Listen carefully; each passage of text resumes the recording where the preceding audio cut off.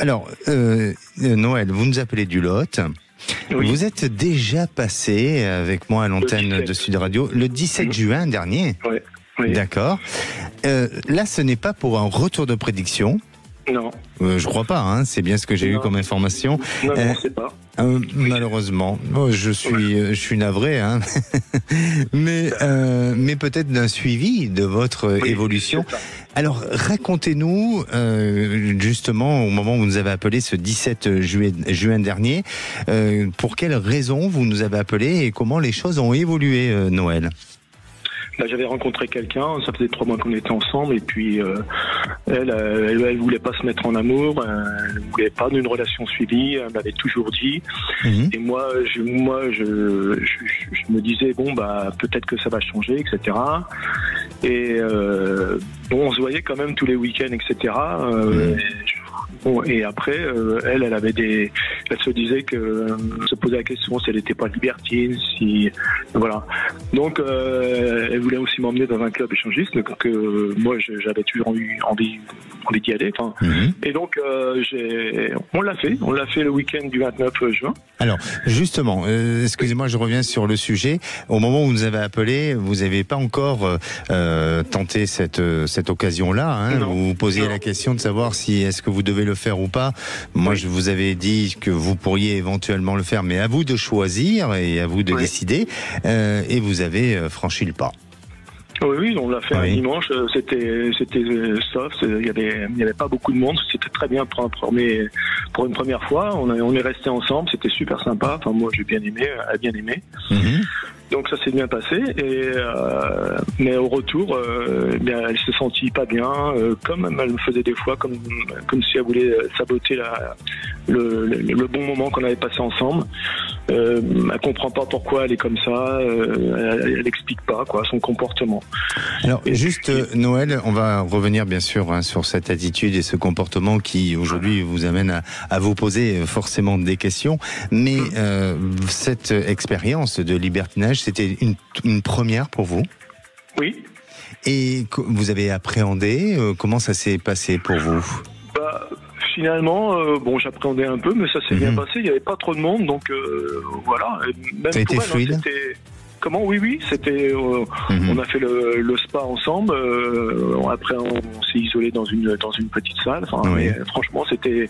Ouais, je me suis pas senti. Je me suis bien senti. Vous serez prêt à le refaire? Ouais, oui. Elle me l'a demandé d'ailleurs.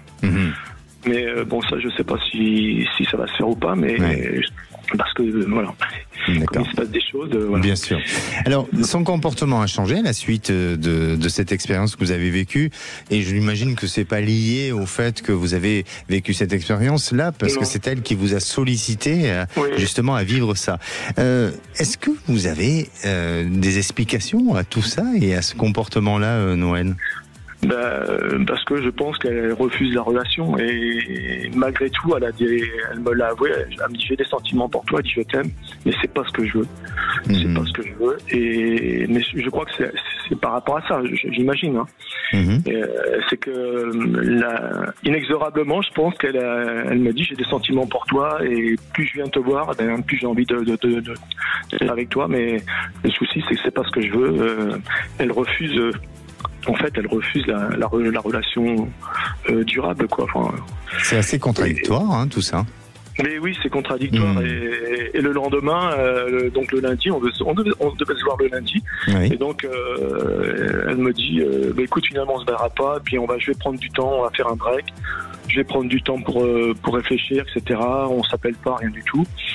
Finalement, c'est elle qui me renvoie des messages après, et puis aussi, elle me dit que la distance entre nous, il y a 1h30 de route, elle dit c'est long, tout ça, enfin bon, bref. Et j'ai appris aussi qu'elle s'était inscrite sur un site de rencontre. Alors là, je ne sais pas très bien. Alors, pardonnez-moi, je vais vous dire ce que je ressens par rapport à cette situation, Noël.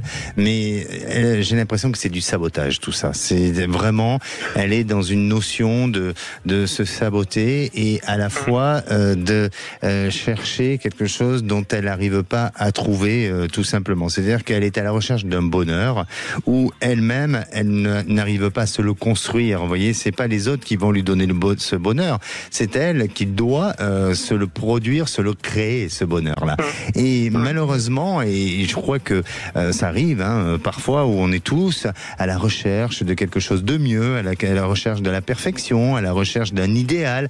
Et pour en finir, on n'est jamais satisfait et on en veut toujours plus. Pourquoi ? Parce que on vit un mal-être intérieur qu'on n'a pas résolu et on est dans le déni face à une situation. Et je crois vraiment que le cas de votre compagne, c'est ça.